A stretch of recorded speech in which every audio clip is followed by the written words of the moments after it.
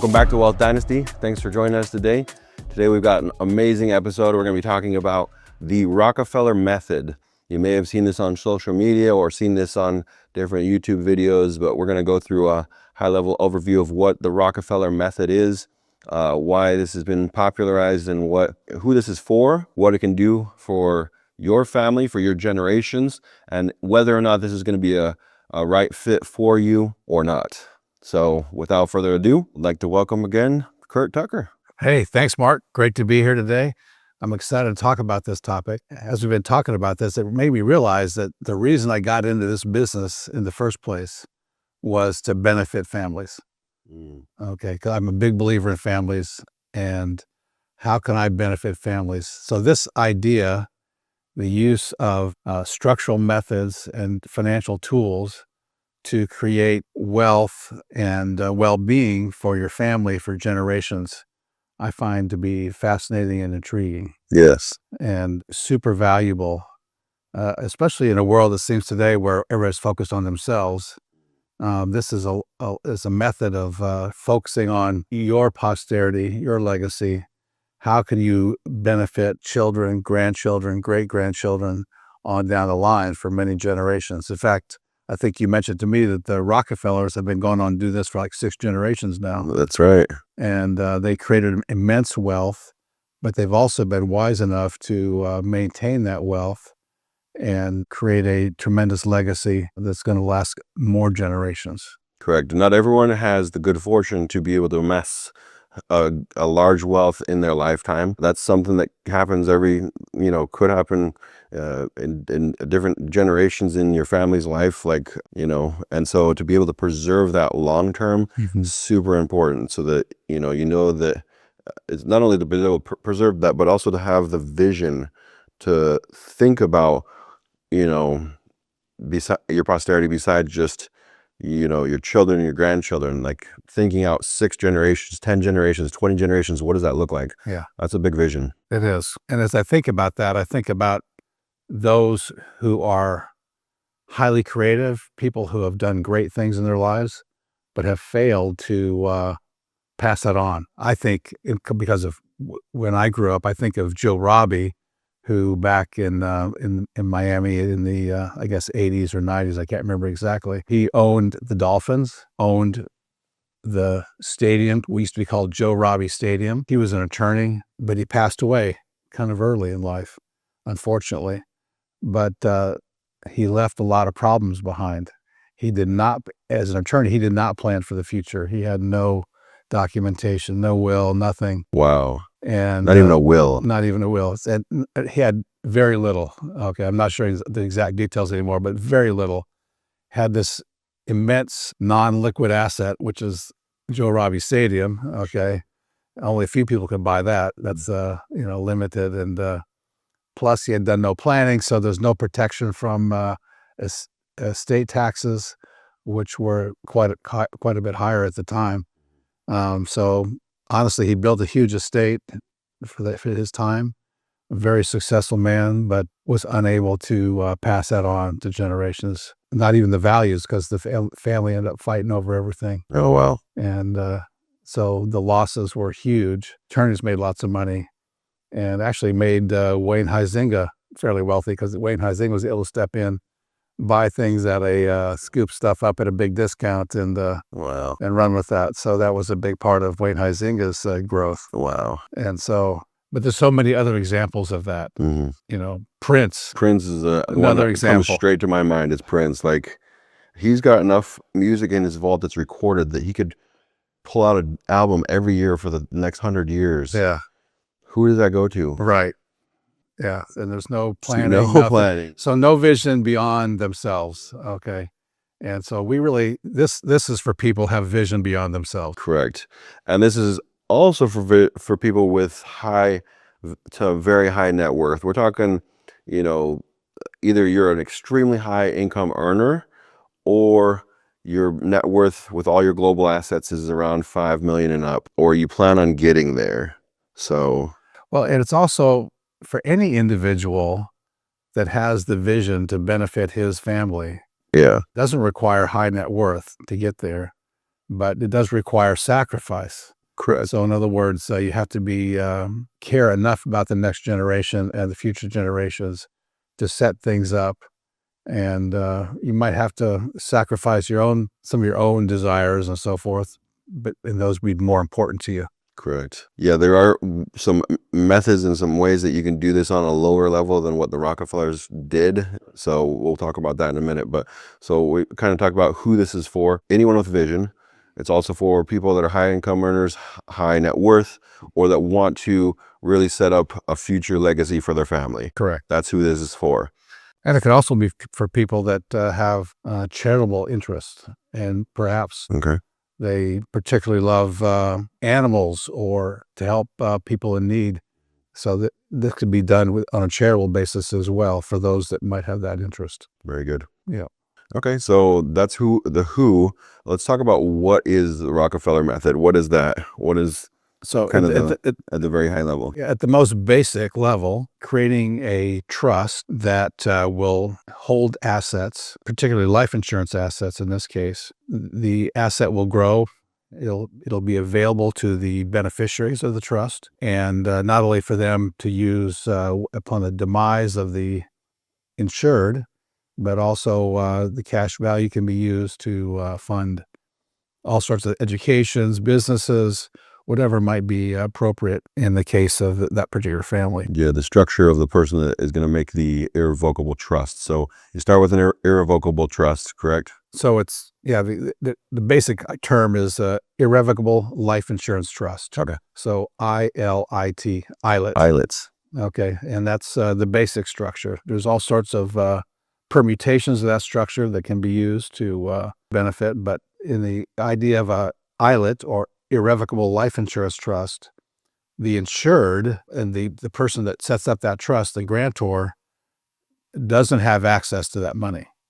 Okay, the money would be accessible by the beneficiaries through the trustee. So there's a trustee that would typically be, it can't be the insured, okay, it can't be the grantor, because that would create ownership. We don't want to have any ownership of the grantor or of the insured. No ownership, okay, because then that money is brought back into that person's estate. Okay. When it's held outside the estate, the money that's in that accumulates, and then the death benefit does not create any taxable estate. Estate tax. Okay, no estate tax. So it creates liquidity when it's most needed. It creates access to cash values to the beneficiaries. Generally, are they using whole life for these, or are they using another type of permanent policy, or? Well, I'm sure the Rockefellers' time they started out was a whole life. Whole life, absolutely. Because that was what was available then. There are other types of permanent coverage that are available that may be better or may not be better, depends on the need. Whole life creates guaranteed cash value, guaranteed death benefit, guaranteed premium. Guaranteed growth. Guaranteed growth. Well, the dividends are not guaranteed, but there is some growth there. And whole life on the death benefit side, on the long term, tends to create a substantial death benefit because the death benefit continues to grow. But it can also be achieved through index universal life, other things. Term doesn't work at all because term runs out almost always before the person dies. And so it doesn't work. Then there's no cash value, no access to money. But the idea is you're creating a tax-free benefit for the next generation. And you can add into that trust all sorts of values, stipulations to make sure the money is used properly. And the trustee then would, of course, distribute those funds. Trustees can be, sometimes it's the spouse, sometimes it's a corporate trustee. For a smaller situations, the spouse is perfectly fine. For more significant situations, better to have a corporate trustee because it takes away the challenge of distributing assets. Yeah. When it's a corporate trustee, they must follow the trustee. They have to follow it exactly to the letter. Yeah. If it's a spouse, they may have challenges. Okay. Some of the children may not agree and they're going to challenge it. But if a corporate trustee, it is what it is. Okay. It also allows the grantor of the trust to protect See, the idea, and the why I really like this is the idea is I wanted my grandchildren to be able to achieve what they can achieve. You get the educations they want, be able to do the things that most attract them, so they can benefit others. Without having to worry about the money side of the life. Right. Okay. Okay. Without being held back because they don't have the funds to. Funds. Okay. That's the ideal, right? And you want your grandchildren, your great grandchildren to be like that, right? To want to benefit society, Become the best version of themselves. best version of themselves. That's the goal. Okay. Unfortunately, some people in their brains they feel, oh, I don't have to do anything, and so they don't have the vision of benefiting others. It's all about them. So some people use those funds and they become selfish. They become worse version of themselves. Okay. And so the trust could help with stipulations. The trust could help protect against those things. And, far less money is distributed to those that use the money poorly. So this is not just a straight 50-50 or, everybody gets 20% or any type of split like that. It's very, very specific. And that's key with these trusts. And that's why we came back at the beginning. To be able to set this up, you have to have vision. You have to have a real long-term goal of not only the money situation for your family, but also how you want them to become. Yeah. So family governance is key to this as well. Yeah.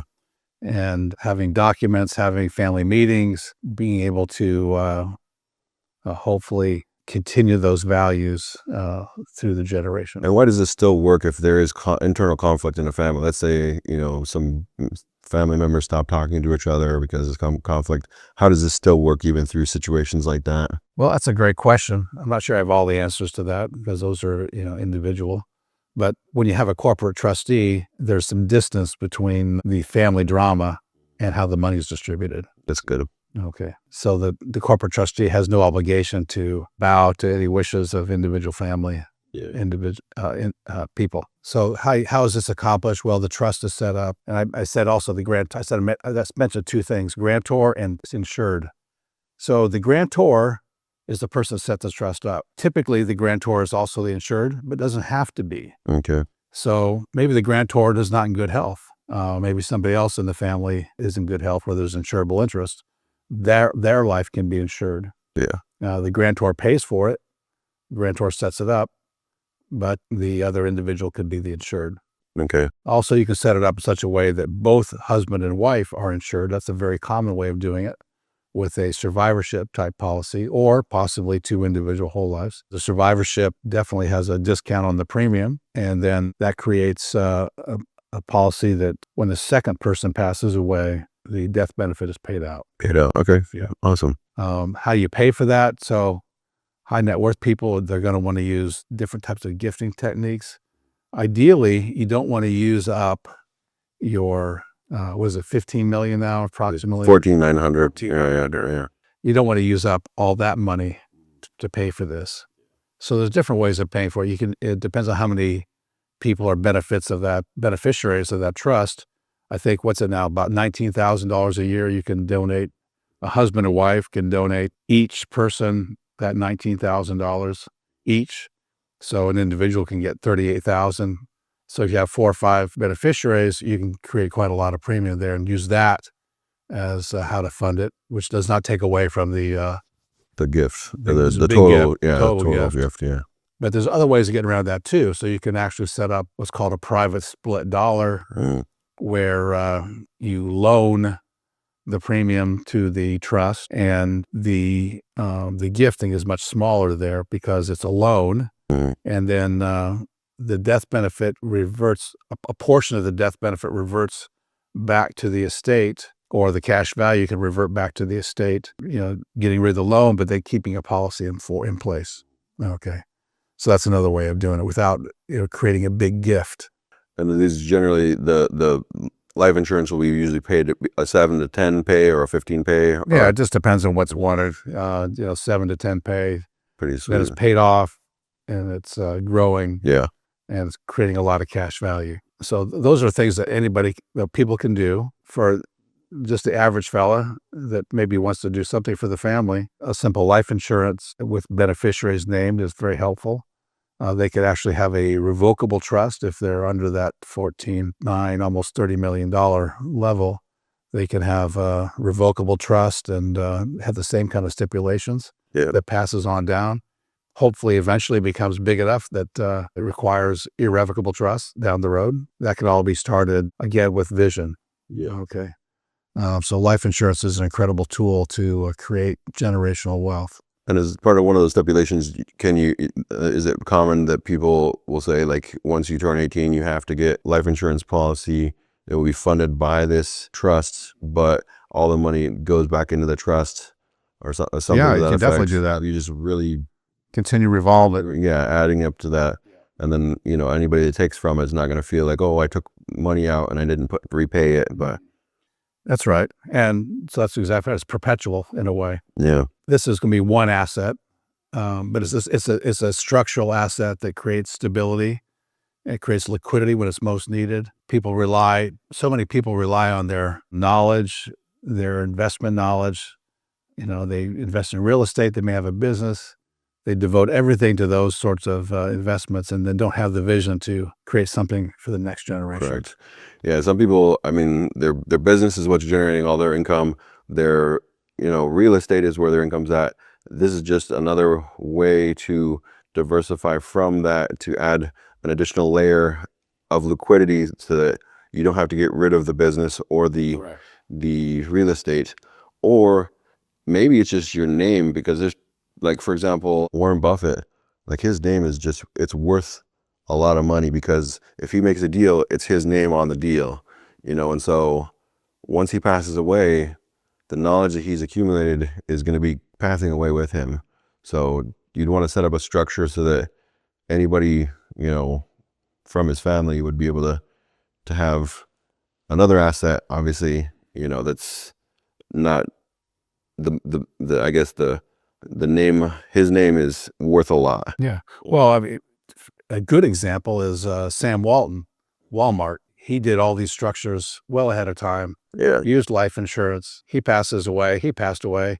There was no issues. No issues. The family got the money, and they have built that, continue to grow that money. Yeah. So they built wealth well beyond Walmart. Oh yeah. Yeah, and that will continue on for generations. They've done a great job with that. Incredible. Yeah. Yeah. So he used that method, and continues to use that method in the family. Yeah. When I look on the Forbes, I see, if you add all the Walmart, heirs, yeah, it's like, that's the richest people right there. If you add them, if it was all just one person, that's a lot of money. Yeah.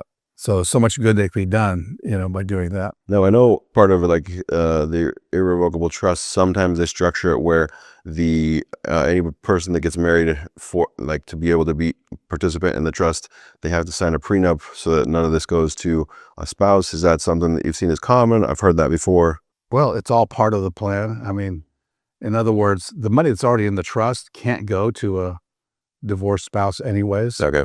Because it's in the trust.